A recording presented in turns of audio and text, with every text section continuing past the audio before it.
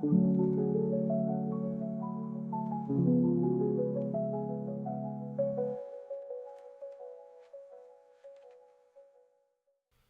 an intangible quality known as whimsy that I live to see in fiction, and I can find some form of it in most of my favorite films and TV shows. I want to go over my favorite examples with you guys in the hopes of carving out a better definition for whimsy and gaining a fuller understanding of why we like it so much. What can we say about whimsy from the start? It's derived from the word whim, meaning a capricious or eccentric and often sudden idea or turn of the mind. To be whimsical is to be eccentric or fantastical with no rational explanation. A more simple definition would be a playful or amusing quality, something that has a sense of humor or playfulness. While these definitions help, I think that feeling whimsy is more informative than knowing it. And I think that's why we're drawn to it, because it works like our emotions. That is to say, without ration. We're about to dive into the examples I prepared for this video. And with each example, I want you to ask yourself how they make you feel, because it will provide more insightful answers than if you just ask yourself how it's eccentric and playful. It goes without saying I love all the media I'll be discussing in this video, and they're all worth checking out on their own. Fair warning, don't play any drinking games based on how many times I say whimsy or whimsical. It will not end well. That being said, let's get into it. The first film I want to talk about is 2016's Swiss Army Man. The film was directed by the duo known as Daniels, who are now much better known for Everything Everywhere All at Once. The film stars Paul Dano and Daniel Radcliffe, a perfect duo for creating whimsy. The film follows Dano's character, who starts out stranded on an island in the ocean, but finds a washed-up corpse played by Radcliffe, who seems to provide some utility to Dano in his efforts to get back home. The whimsy can be found in the washed-up corpse, as his abilities exist without logic, such as his ability to let out gas intense enough to propel him through the water like a jet ski, or his ability to swallow pebbles and spit them back out as fast as bullets. Another whimsical detail is the soundtrack, as it starts out as just Dano singing to himself on the island, but as the scope of the story expands, so does the soundtrack into an a cappella symphony. We can imagine that being what he hears in his head the whole time. The soundtrack is really worth listening to even if you don't watch the film. Through just the music alone, the sad story of a lost and lonely man has been turned into a sweeping adventure filled with optimism. I think that's what makes this film whimsical more so than the humorous corpse, the idea that when everything seems lost, the person you need most in that moment will find you and show you a better way of living your life. Whether the corpse is real or imagined is left up to interpretation, but if you take it at face value, it's quite the eccentric world. So what can this film tell us about whimsy? That the emotions underlying the playfulness matter just as much, if not more than the playfulness itself, and that music can be a highway to these emotions. The next film I'd like to explore is 1988's The Adventures of Baron Munchausen. It's based on German tall tales, and while that's where a bulk of the whimsy in this film can be found, I've noticed a more meta element to the story as well that's directly tied to the idea of whimsy. Starting with the tall tale elements, the Baron has a team of men with remarkable abilities, essentially making them superheroes before the modern idea of superheroes even existed. The world itself is remarkably eccentric, where if you find yourself on the moon and need to get back to Earth, you can just tie a rope lasso around the tip of the crescent and slide down the rope back home. If you fall into a whirlpool, you may end up on the opposite side of the world. There are fish as big as islands, and there's no single pantheon of gods. They may as well all exist.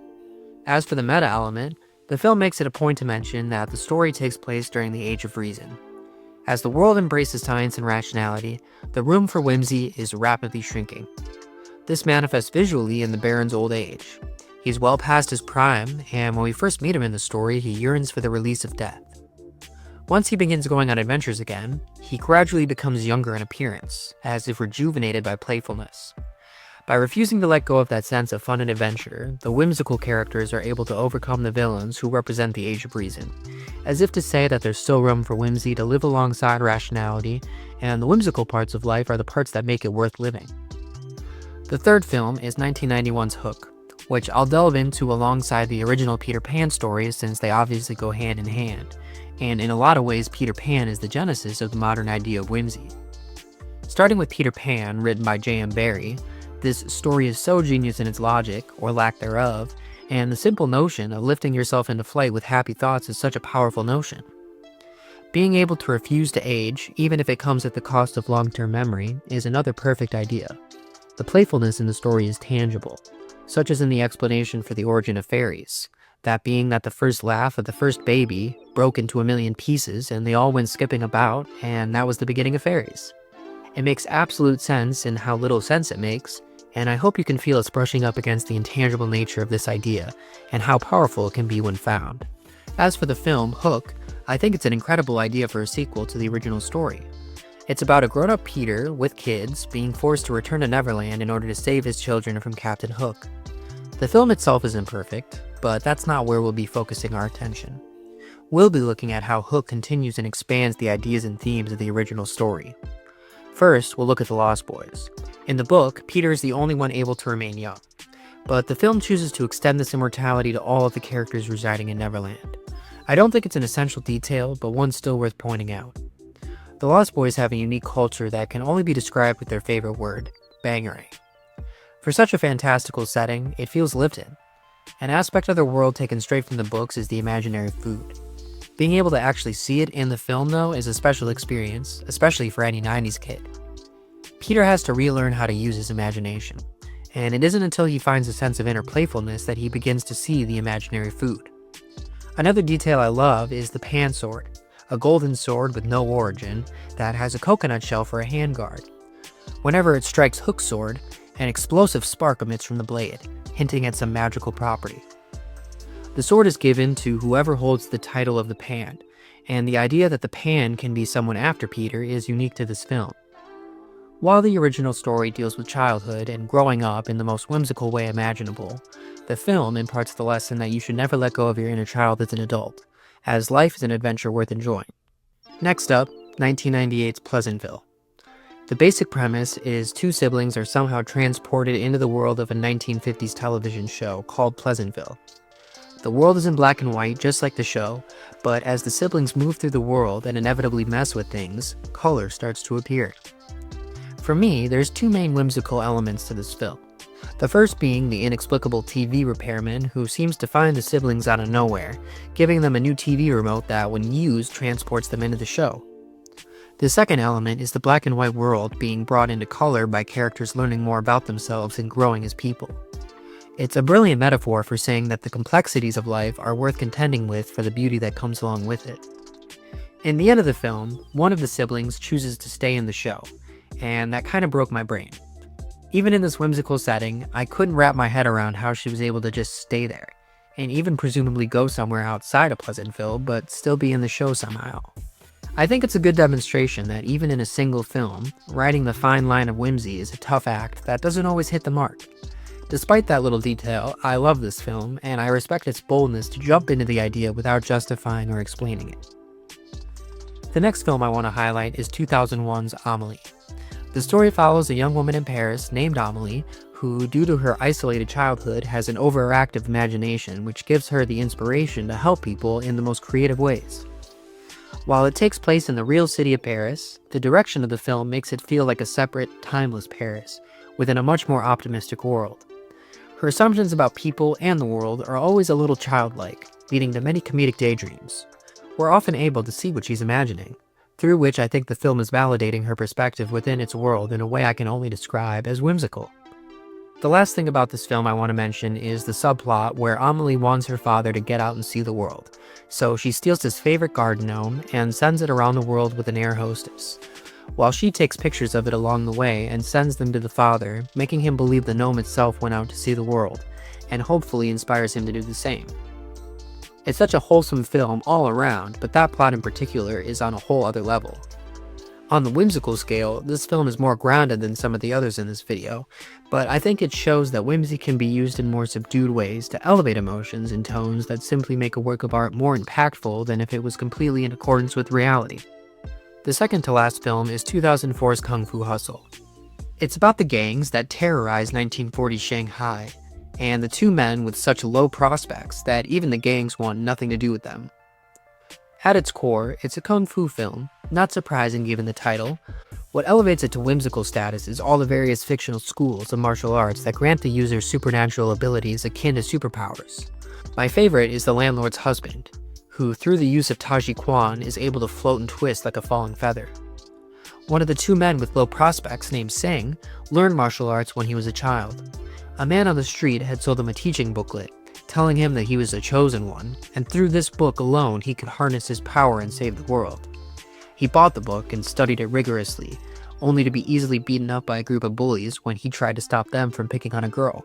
The film presents the man on the street selling the book as a loony scammer, but by the end of the film we learn that Singh did have an insane natural talent, almost like being a chosen one, and the martial arts he learned from the book ended up allowing him to defeat the largest gang ruling over Shanghai. Admittedly, the whimsy in this film is more so a good excuse for really fun and creative martial arts action, but the film also has a really strong heart, mostly surrounding Singh's realization of the power of goodness, and his romance with the girl he stood up for. And I think the whimsical elements emphasize that. While we may not have learned anything specific about the concept of whimsy by itself this time, we did see how it can be used to elevate other components of a story, like with Amelie. It's enjoyable on its own, but it can also heighten the emotions and themes of whatever story it's in. The last film I want to discuss is 2010 Scott Pilgrim vs. the World. This will be a fun one to get into.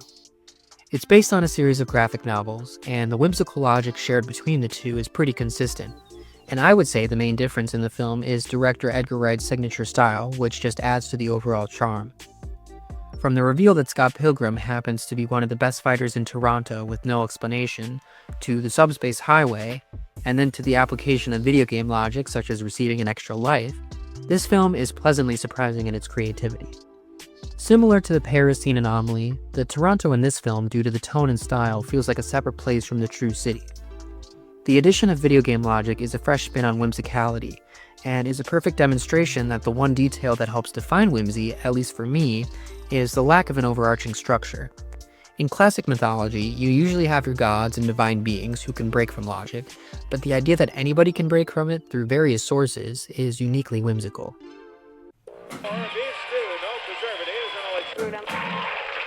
Moving on to television, the first show I have to bring up is Adventure Time. This show is whimsy overload, from a dog that can stretch and shrink thanks to rolling in a magic mud puddle, to Abraham Lincoln being the king of Mars. Practically any aspect of the show could be discussed in this context, including the existence of BMO and Lady Rainicorn and Monochromicorn. In the first few seasons of the show, past events were hinted at, but any explanation for the whimsical nature of everything was always brushed past and accepted as the reality of Ooh. Even when the show did begin to explore the backstory of the world, the explanations provided made sense of things in the only way the show knew how, nonsensically. We would come to learn later in the show that the surreal parts of the Adventure Time world always existed, but for one reason or another had been hidden away, allowing for a normal world analogous to our own to be the default for a while. Then due to some mushroom bombs and a zombie plague, the resulting apocalypse allowed the surreal to return and invade the normal, and that's how we end up with the whimsical tapestry of Adventure Time's lore. What I take away from the show as someone who also enjoys creating fiction is that a whimsical world with a heart, such as the friendship between Finn and Jake, provides many unique storytelling possibilities that, with attention and care, can grow into something that's not just entertaining at face value, but also resonates on a deeper emotional level. The next show is one I've discussed before, that being Doctor Who, but in this video I'd like to focus on a couple pillars of the show, the TARDIS and the sonic screwdriver. They both defy logic, with enough pseudo-scientific terminology to present the illusion of making sense, much like using the right words to cast a spell. For anyone unfamiliar with the show, the TARDIS is a type of vessel that can travel through all of time and space, can change its outward appearance to blend in with its surroundings, and is bigger on the inside. It's grown, not built, and has a level of sentience. The combination of being organic and also a machine that was designed lets the TARDIS exist in an in-between space that can appear scientific and magical all at the same time. The specific TARDIS seen in the show is even more whimsical due to its ability to disguise itself being broken, leaving it stuck in the form of an archaic London police call box. The juxtaposition of seeing a police box sitting on the surfaces of alien worlds in different time periods is, for lack of a better word, so whimsical, and in a uniquely British way. The sonic screwdriver is slightly different in its nonsensicality, but equally as whimsical. To explain what I mean, the sonic screwdriver, by name, is a tool designed for a singular purpose, that being using sonic vibrations to act as a screwdriver. However, and correct me if I'm wrong, but I believe we actually see it used for that purpose a grand total of one time throughout the entire history of the show. And that was also one of its very first appearances, the second one to be specific. So, what is it used for most of the time, you may be asking? Well, if you can imagine it, it's probably been used for that. A lockpick? Check. Scanner? Check. Fishing lure? Also check. Resonating concrete? Double check. This little piece of Time Lord tech seems both mundane and akin to a magic wand. I think it exists in a state of duality between being grounded by the screwdriver half and whimsical by the sonic half. Sonics are of course a real thing, but what average person knows enough about it to definitively say that concrete can't be resonated? I sure can't, and I think that's why it works. While I don't think Whimsy has to be exclusively this, I think the sonic screwdriver is a good example of how playing with the mundane can have the most whimsical results sometimes. The last show I want to talk about is Courage the Cowardly Dog. Before I realized that this show fell under the whimsical umbrella, I used to refer to the whimsical moments in the show as courage logic. A true evolution of Looney Tunes logic, but with more heart. The best example is in the episode The Snowman's Revenge, where Courage repairs the hole in the ozone layer by sewing it back together. If only reversing our damage to the real climate could be so easy. What makes Courage unique for me is the heart of the show, that being Courage's love for his family and his willingness to do anything to keep them safe. I've realized that heart is really the running theme of this video so far. Many of the whimsical moments are a result of Courage doing anything he can out of desperation to protect his home. As he often says before doing anything drastic, the things I do for love. While the show also uses cartoon logic for gags, I think when they're used to reinforce the heart of the show, they become something more. The last thing I want to highlight is a specific production company, because they seem to have an intuitive understanding of whimsy. The company is Aardman, most famous for their Wallace and Gromit shorts, and in this video I'll talk about two of their short films, 1989's A Grand Day Out and 1993's Not Without My Handbag. In A Grand Day Out, a man and his dog construct a rocket ship in the confines of their basement in order to travel to the moon, which happens to actually be made out of cheese. The rocket's interior looks like a cozy tea room, with only a random control panel sitting off to the side to hint at its true purpose. And that's not all, because once on the moon, our characters can walk around with absolutely no protection. Waiting on the moon also is a robot that requires coins to function for a limited time. Were you wondering what the robot's dreams are? Good, because the robot dreams of skiing. This is a great example of when something playful is treated sincerely. The emotional effect is really unlike any other. It's a combination of entertaining and moving. In Not Without My Handbag, the antagonist of the story is the devil himself. I found that religion in media is a separate thing from whimsy, but there can be occasional overlap, and I think there's a few good instances of that here. Starting with the devil using a piece of chalk to draw portals to hell wherever he feels like. It's a perfect collision of the mundane and supernatural. Then there's the portal to hell itself, a near infinite fall through a spiral. When the devil casts a little girl's aunt into the portal, she falls for months until she grabs a hold of the spiral, pulls herself up onto it, and starts walking back up it like a ramp. This allows her to return to the world of the living as a zombie. The devil is not pleased with this and plots to get her soul back. He decides the best way to get closest to her is to disguise himself as her precious handbag. The little girl uses this disguise to her advantage, tricking the devil into eating as much as he can until his current form explodes. I find this short especially noteworthy because it demonstrates that whimsy can be blended with horror for truly surreal results. Since there's so many good examples of whimsy in fiction, I thought I'd bring up a few good examples that I didn't have time to dive into in this video. If there's enough demand for it, I'll gladly make a second installment to keep exploring this topic. That also means if anyone has any examples they'd like me to include in a possible second video, please let me know in the comments. I'm actually so mad at myself for not thinking to put this in the video proper sooner, but 1902's A Trip to the Moon is a whimsical masterpiece that is up there with Peter Pan in terms of influence on the modern idea of whimsy. I will definitely discuss this one further someday. I think so much, if not all, of Studio Ghibli's work can be described as whimsical, and I see them as being just as synonymous with the concept as Aardman is. Literally any other films could be brought up as unique and interesting examples, but the one that comes to my mind first is Kiki's Delivery Service.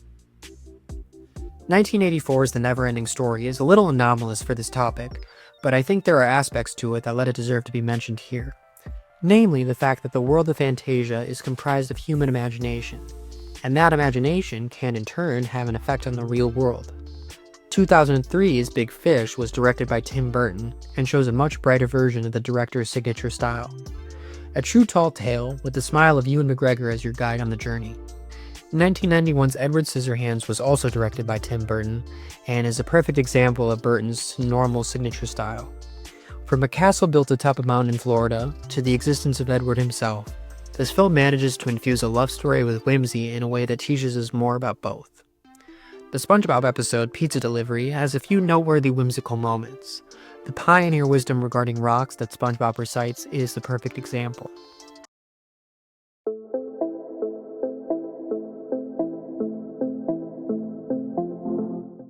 After going over all of these films and shows, I think what allows whimsy to be such a powerful storytelling device is the sincerity that goes along with it.